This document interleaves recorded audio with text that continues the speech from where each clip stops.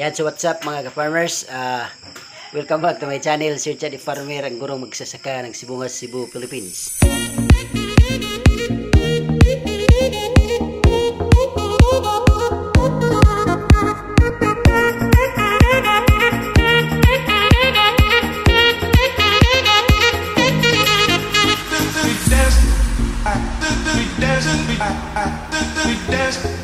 And if you are new to this channel mga farmers, please don't forget to subscribe and click the notification bell in order for you to be notified with my coming videos.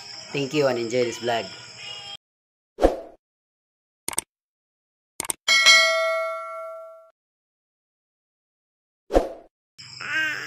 Hi, okay.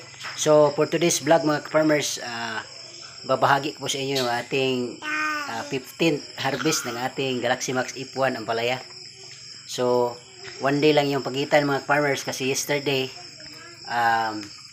Webis umaga nag-harvest tayo ng ating 14th harvest at ngayon naman harvest tayo ng ating ika-15 pitas dahil order ito pupunta doon sa Sibunga Public Market, kaya hatid natin to ngayong gabi. Okay?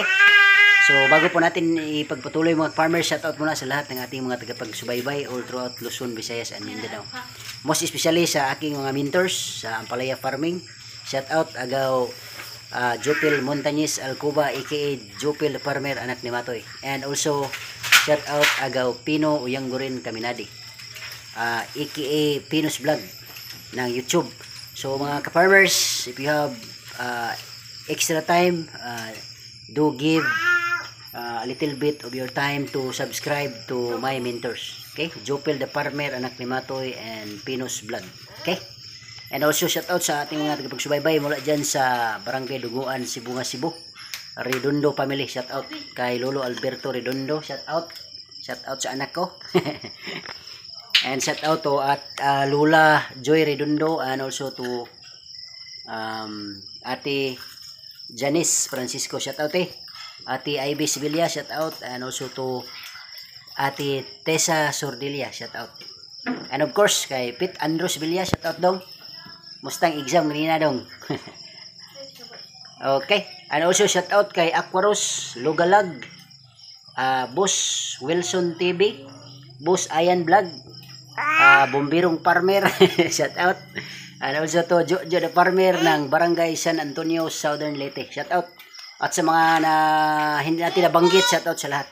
And of course, thank you so much doon sa ating mga panibago mga subscribers. So, we are now almost 2,000 subscribers. So, thank you so much sa suporta. Yan, so welcome back no to my channel, Sir Chad Farmer, ang gurong magsasaka ng Sibungas, Cebu, Philippines. Today is October 27, 2023 and this is our 15th harvest ng ating Galaxy Max F1 ampalaya. So to be delivered on this night sa Sibunga Public Market via Noy Ed and Ate Connie Store. Shout out sa kanila. So ito mga farmers, ang harvest natin estimate ko dito mga farmers baka abot ito na mga 30 kilos. If I'm not mistaken, mga 30 kilos to. So good enough for the consumption of Sibunga Public Market kasi hindi po ganun karami yung buyers kasi maliit na town lang, hindi naman city. So hindi ganun kalakas, pero in God's grace na uubos naman daw, walang problema. Actually hindi nga maabot ng 1 week yung ating supply, nang ubos na almost 3 days. Pero yun nga lang dahil meron tayong client na nagdadala ng ating harvest Monday and Thursday papunta sa Carbon Public Market doon sa pinakasintrong public market sa buong Cebu.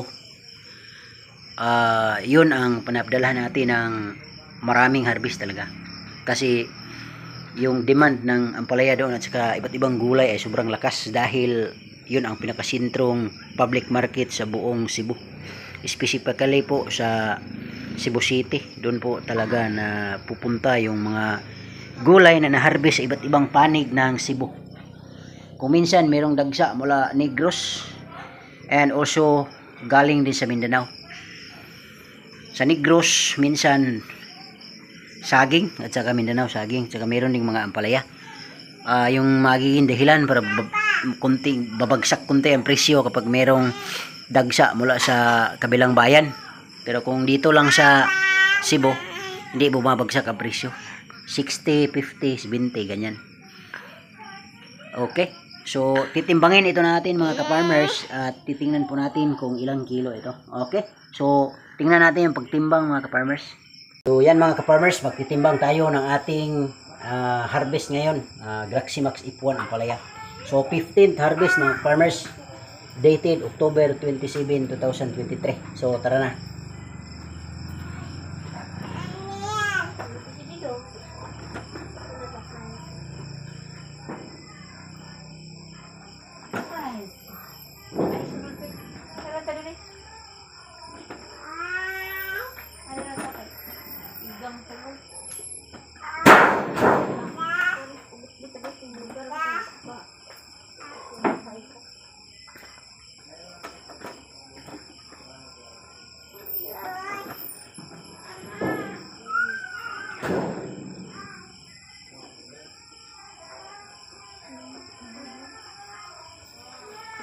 Yan, so 5 kilos mga farmers.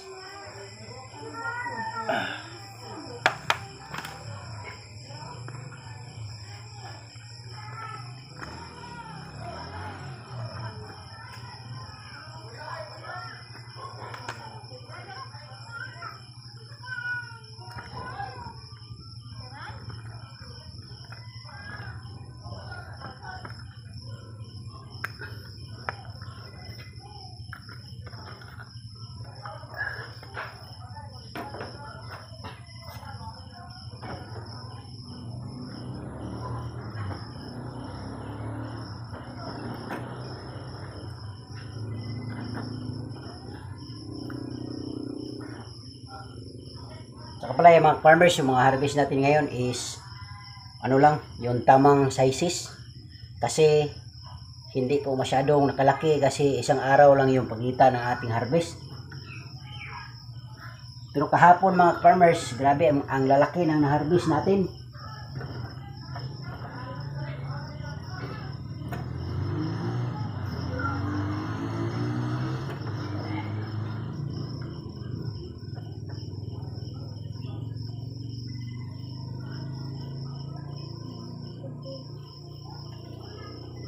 Yan, so pan 10 kilo. Pan 10 kilo ito mga ka-farmers.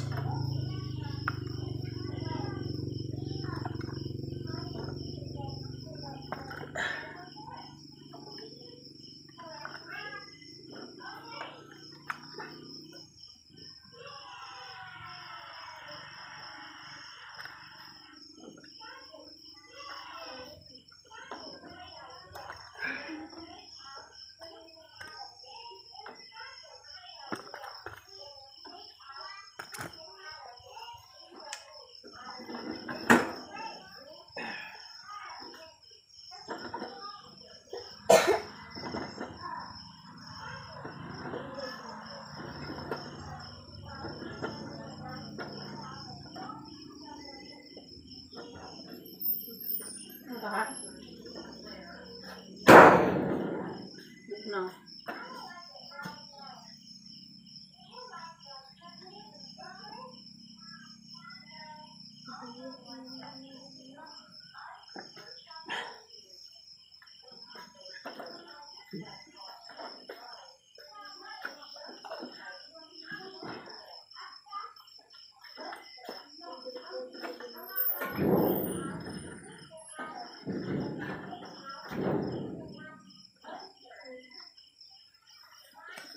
Yo, so pang 15 kilos mga ka-farmers.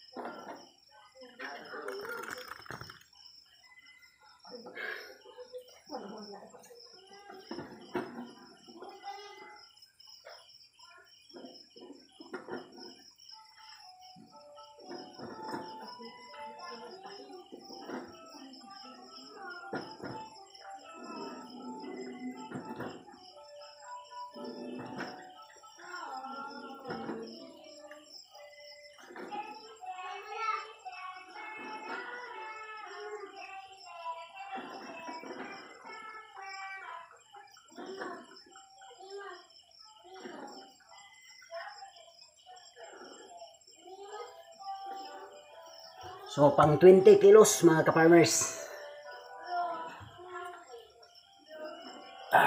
Biyaya, biyaya, blessings, blessings. Thank you Lord.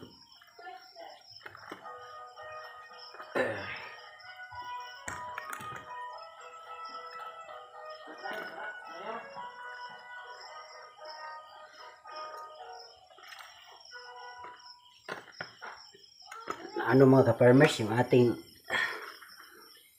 stand ng ating kamera ay ano na nasira ni paglaruan ng anak ko.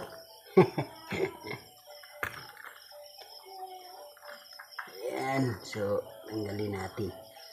Okay, so 20 kilos mga ka-farmers.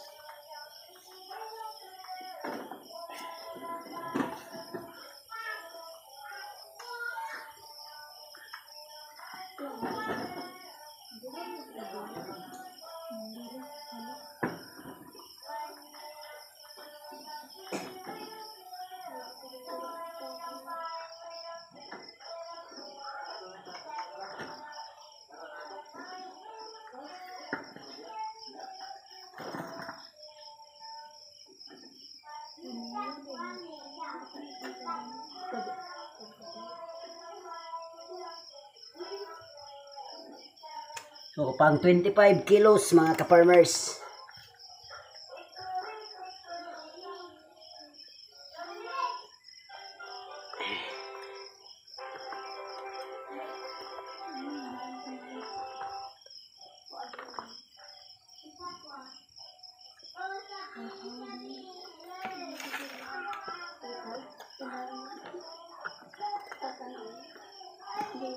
Yan, 25 kilos.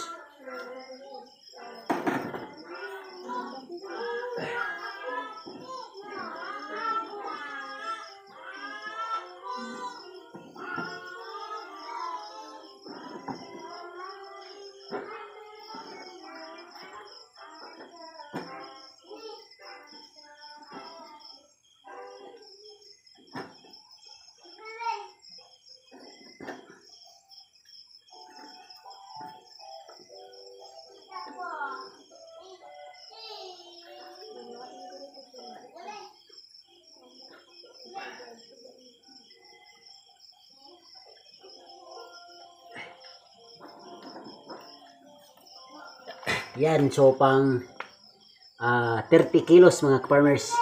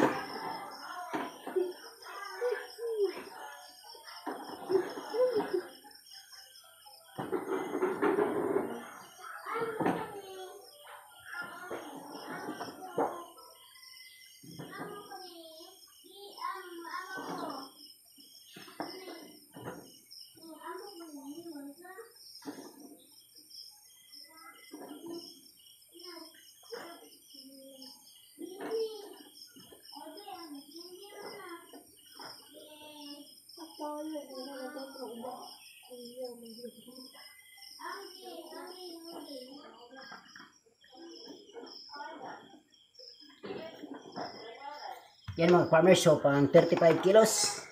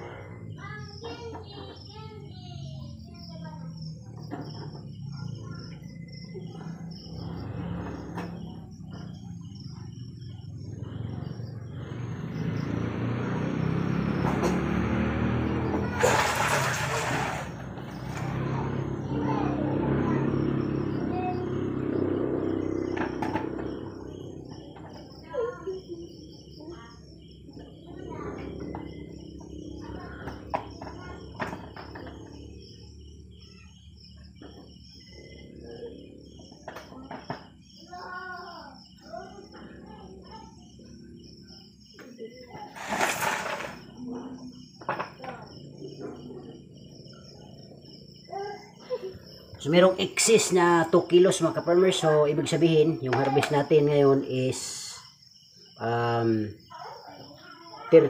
kilos. Okay?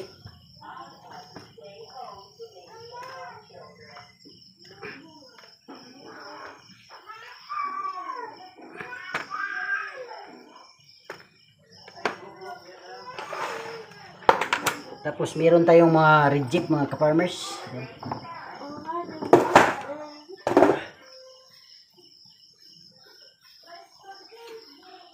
At yun po ang ating harvest ngayon mga ka-farmers. Maraming salamat sa inyong panonood.